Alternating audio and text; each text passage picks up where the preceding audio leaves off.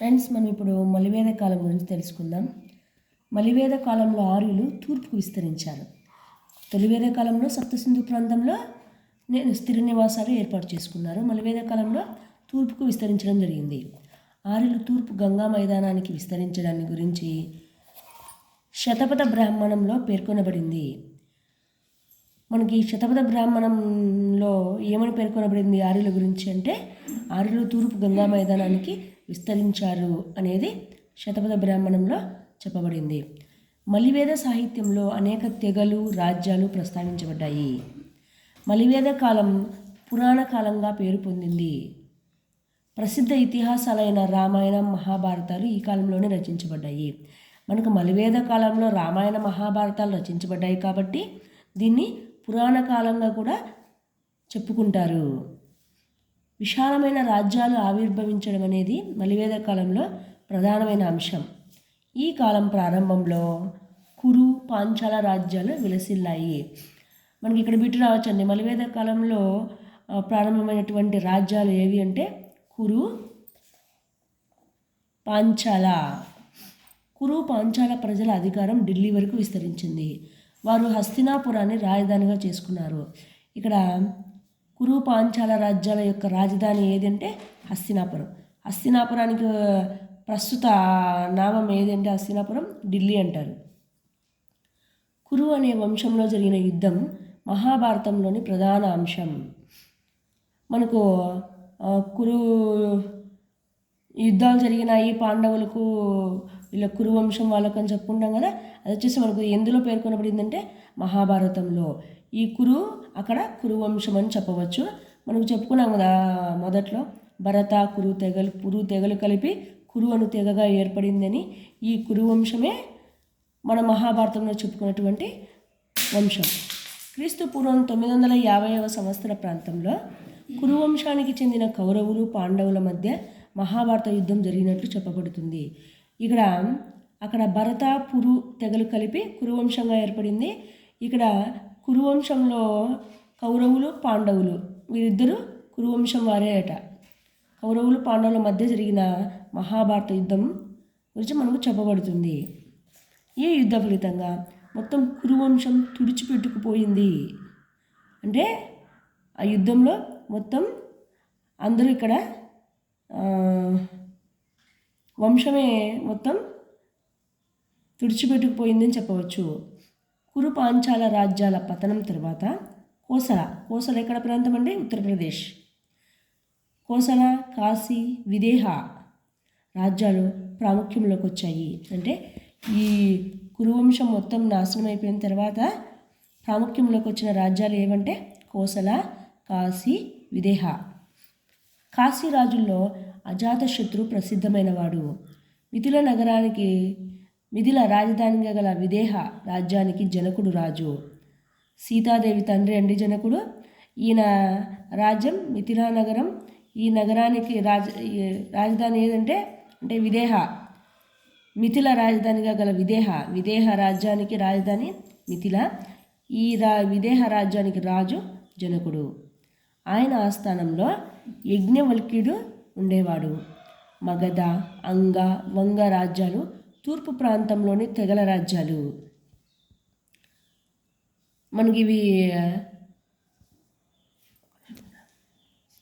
మనకు జనపదాల్లో చాలా ప్రాముఖ్యమైనవి ఏవండి అంటే మగధ, అంగ, వంగ రాజ్యాలు చాలా ప్రాముఖ్యమైనవి.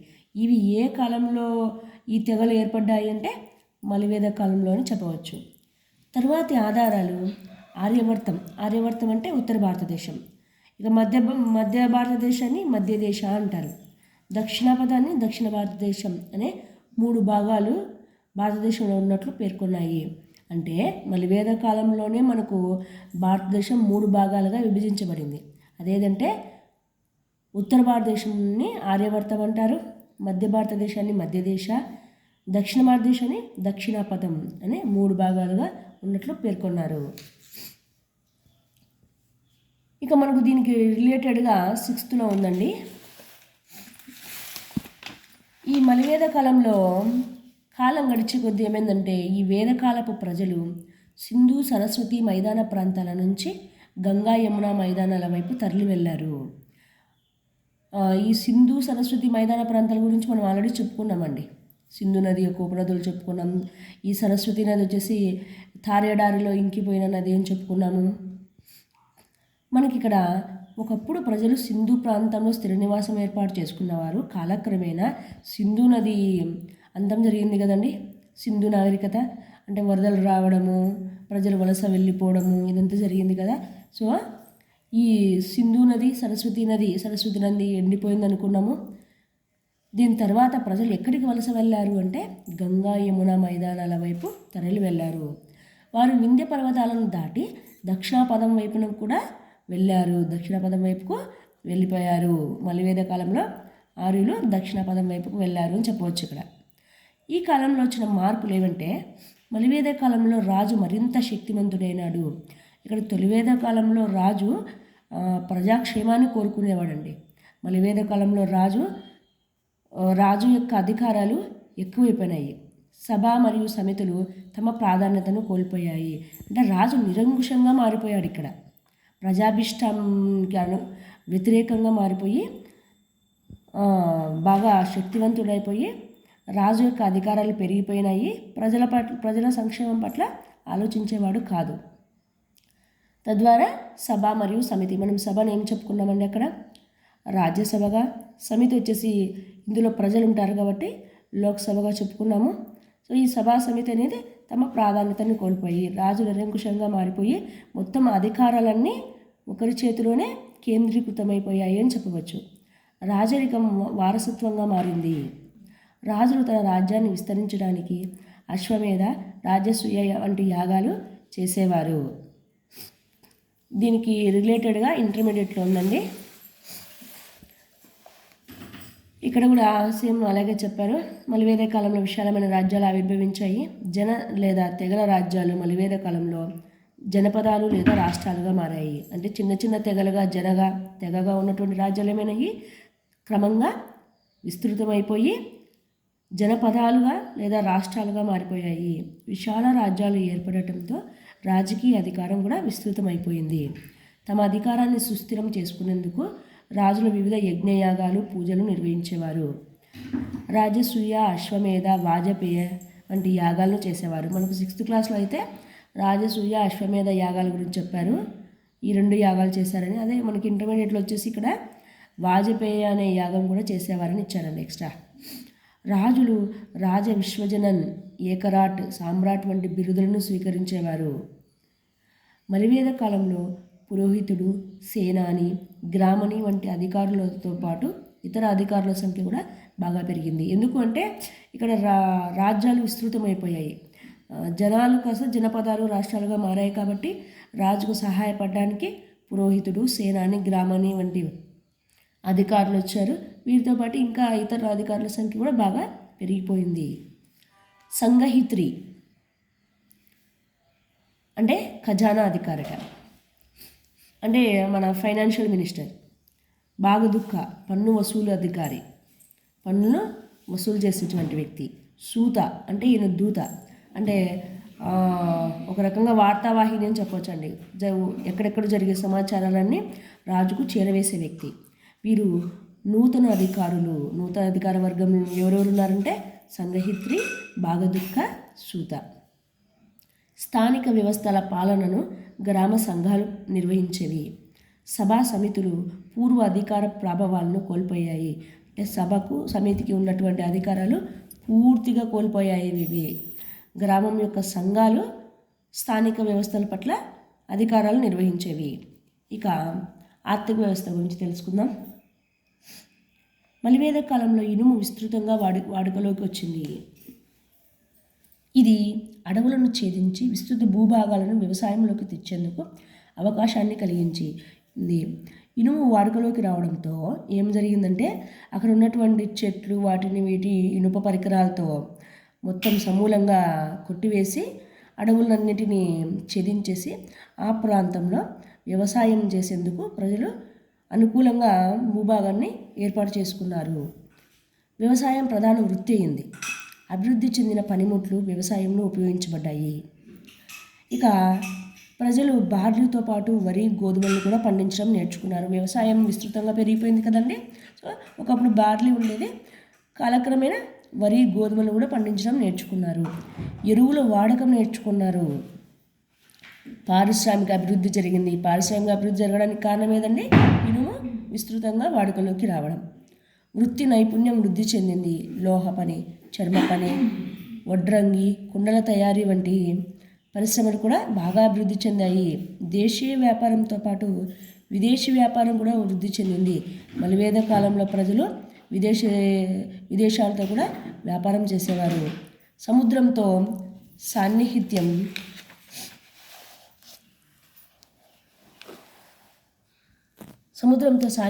అధికమై బాబిలోన్తో వ్యాపారం చేశారు. అంటే మలివేద కాలం నాటి ప్రజల యొక్క పొరుగు దేశాల్లో ఒకటి ఏదంటే బాబిలోన్తో కూడా వారు వ్యాపారం వంశపారంపర్య వర్తకులు తయారయ్యారు. అంటే వ్యాపారం చేయడము పారంపర్యంగా అలవాటు చేసుకున్నారు. వైశ్యులు వ్యాపార వాణిజ్యాలు కొనసాగించారు. వారు గణ అనే శ్రేణులుగా ఏర్పడ్డారు. ఇక్కడ మనం బిట్టు రావచ్చండి. వైశ్యులు ఏ శ్రేణులుగా ఏర్పడ్డారు అంటే గణ అనే శ్రేణులుగా ఏర్పడ్డారు. ఋగ్వేద కాలంలోని నిష్క అనే నాణ్యంతో పాటు శతమాన, కర్షాపన అనే బంగారు వెండి నాణ్యాలు వాడుకలోకి వచ్చాయి. మనకి ఇక్కడ నాణ్యాల గురించి చెప్పుకోవచ్చండి. మనకు ఋగ్వేద కాలంలో మనం పేర్కొనబడిన నాణ్యం ఏదంటే నిష్క.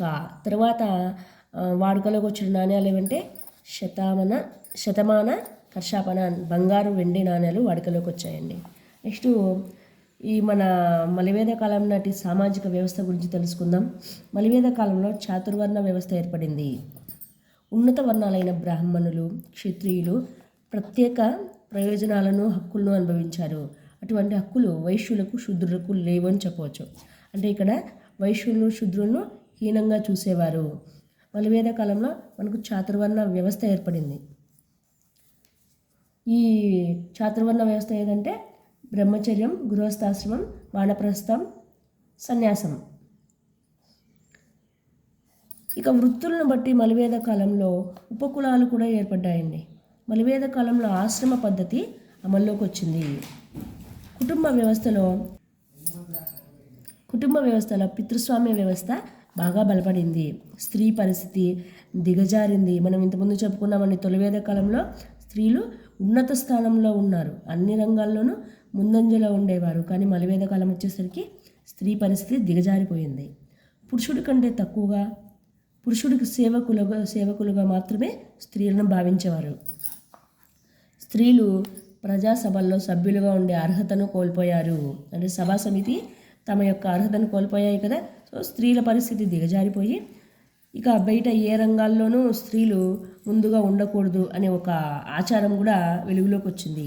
బాల్య వివాహాలు సర్వసాధారణమైపోయాయి. ఐతరేయ బ్రాహ్మణం ప్రకారం కూతురిని మలివేద కాలంలో భారంగా చూసేవారు. అంటే ఆడపిల్ల అంటే అదేదో పెద్ద భారంగా భావించేవారు. ఏమైనప్పటికీ పాలక వర్గాల్లోని స్త్రీలు ప్రత్యేక హక్కులను అనుభవించారు. అంటే ఉన్నత వర్గాల్లో స్త్రీలు మాత్రమే ప్రత్యేక హక్కులను అనుభవించారు మలివేద కాలంలో.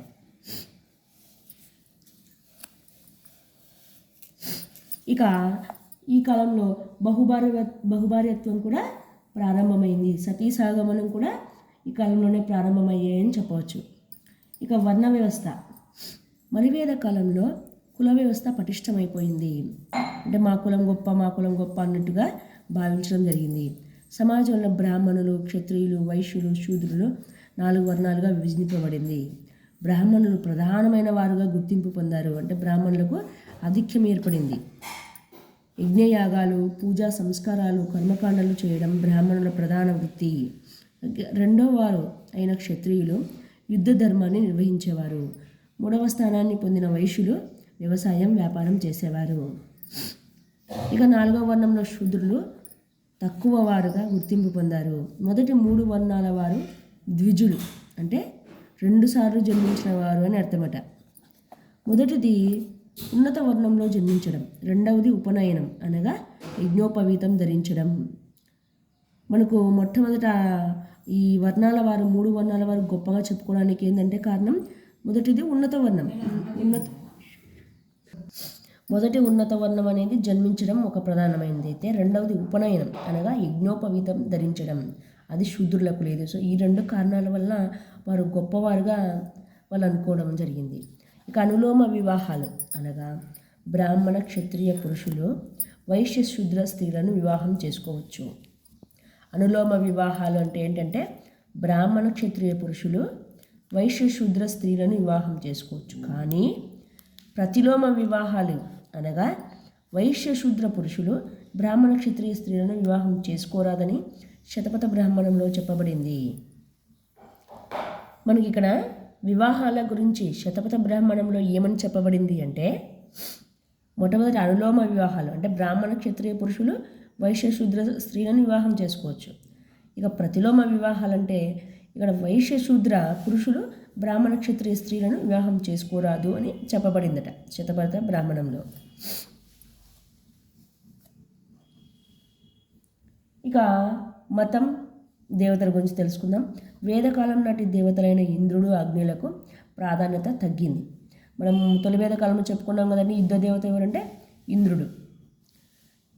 సరే, ఇక్కడ అగ్నిలకు ప్రాధాన్యత తగ్గిపోయింది. త్రిమూర్తులు అంటే సృష్టికర్త అయిన బ్రహ్మదేవుడు, స్థితికారుడైన విష్ణువు, లయకారుడైన శివుడులకు ప్రాధాన్యత అధికమైంది.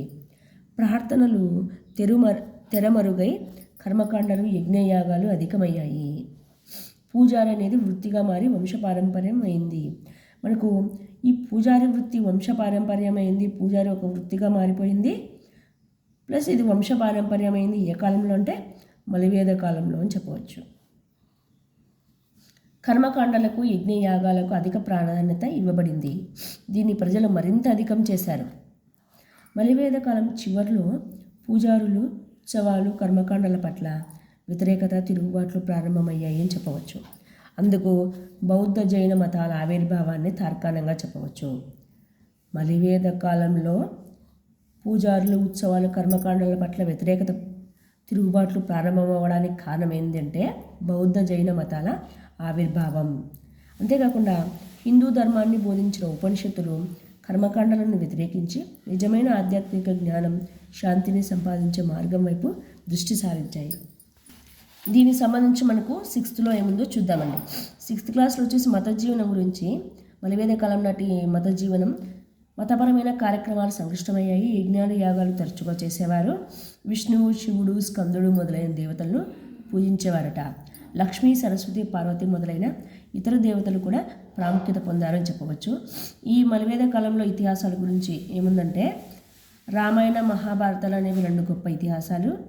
ఈ రెండు భారతీయ జీవన విధానానికి, కళకు మార్గదర్శకమైనవి. రామాయణాన్ని రాసింది ఎవరంటే సంస్కృతంలో వాల్మీకి.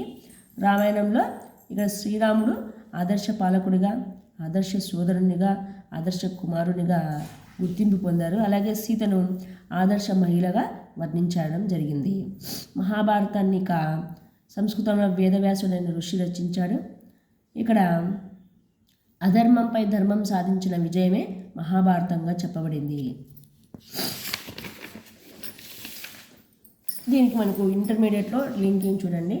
ఇక మలివేద కాలంలో మన శాస్త్ర సాంకేతిక బాగా అభివృద్ధి చెందింది అని చెప్పుకున్నాము. అదేంటంటే వేద ప్రజల శాస్త్ర సాంకేతికత ప్రపంచానికి ఎంతో సహాయపడింది, దోహదపడింది అని చెప్పవచ్చు. గణితం, ఖగోళ శాస్త్రం, వైద్య రంగాలు ఈ కాలంలో గణనీయమైన ప్రగతిని సాధించాయి. ఆ కాలంలోనే గణిత శాస్త్రం అభివృద్ధి చెందిందట.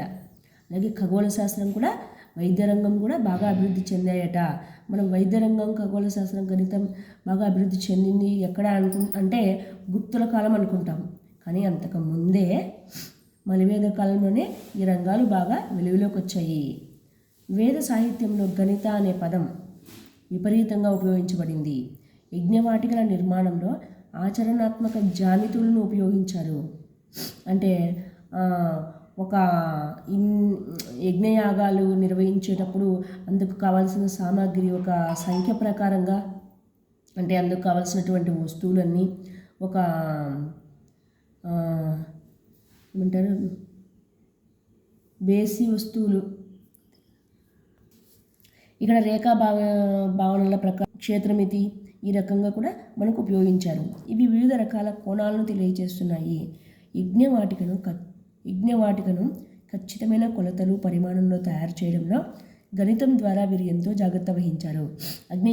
యజ్ఞవాటిక నిర్వహించేటప్పుడు అందుకు సరిపడా ఖచ్చితమైన కొలతలు, అందుకు కావలసినటువంటి ఖచ్చితమైన వస్తువులను ఒక సాంప్రదాయంగా ఆచరణాత్మకంగా వహించేవారు. వేద సాహిత్యంలో భారీ సంఖ్యల ప్రస్తావన ఉంది.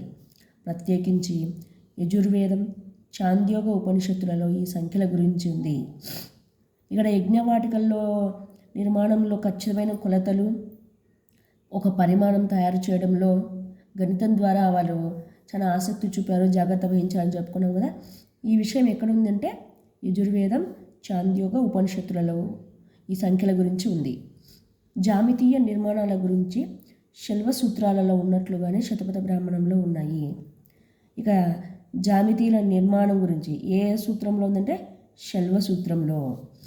దశాంశమానాలు, సంఖ్యా వ్యవస్థలు కూడా అభివృద్ధి చెందినట్లు మనం గమనించవచ్చు. యజ్ఞయాగాదుల నిర్వహణకు మంచి సమయాన్ని సూచించే దానిలో భాగంగా జ్యోతిషం అనే పేరుతో ఖగోళ శాస్త్రం బాగా అభివృద్ధి చెందింది. ఇది వివిధ చాంద్ర సౌరమానాలు, ఋతువులు, కాలానికి సంబంధించిన వివిధ కోణాలను వివరిస్తుంది. మనకి ఇక్కడ ఏ పేరుతో ఖగోళ శాస్త్రం అభివృద్ధి చెందిందంటే జ్యోతిషం. ఇది ఏం తెలుపుతుంది అంటే చాంద్ర సౌరమానాలు, ఋతువులు, కాలానికి సంబంధించిన వివిధ కోణాలు. గ్రహణాలు, యుగాల విభజన గురించి కూడా ఇది తెలియజేస్తుంది. తదనంతర కాలంలో ఆర్యభట్ట, మిహిరా లాంటి భారతీయ ఖగోళ శాస్త్రవేత్తలు దీన్ని మరింత అభివృద్ధి పరిచారు. వైద్య రంగంలో ఆయుర్వేదాన్ని ప్రపంచానికి పరిచయం చేసిన ఎవరంటే భారతీయులే. ప్రత్యేకించి అధర్వణ వేదం ఆయుర్వేదం గురించి ప్రస్తావిస్తుంది. ఏ రంగము? వైద్య రంగం. ఆ రోజుల్లో పూర్తి శాస్త్రీయత సంతరించుకోకుండా వ్యాధి నిర్ధారణ, చికిత్సకు మందులు ఇవ్వడం వారికి తెలుసు. ఎవరికంటే మలివేద కాలం నాటి ప్రజలకు.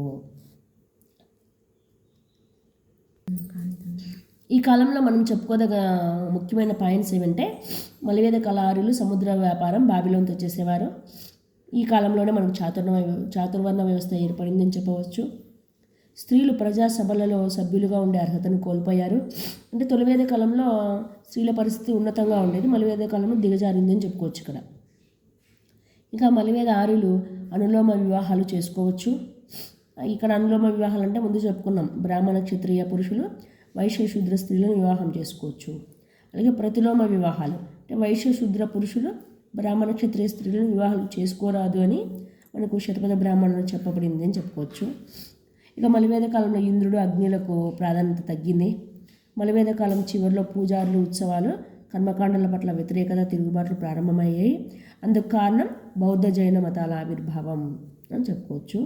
ఇక మలివేద ఆర్యులు యజ్ఞవాటికల నిర్మాణంలో ఆచరణాత్మక జామితులను ఉపయోగించారు. యజుర్వేదం, చాంద్యోగ ఉపనిషత్తులలో ఈ సంఖ్యల గురించి ఉంది. ఇక జామితీయ నిర్మాణాల గురించి శల్వ సూత్రాల్లో ఉన్నట్లుగానే శతపథ బ్రాహ్మణంలో కూడా ఉన్నాయి అని మనం ఇప్పుడు చెప్పుకోవచ్చు. మనకి ఇక్కడ మలివేద కాలం నాటి విషయాలను చెప్పుకున్నాము. ఇంతటితో మలివేద కాలం గురించి కంప్లీట్ అయిపోయిందండి. నెక్స్ట్ వీడియోలో ఇంకా వేరే క్లాస్ చెప్పుకుందాం.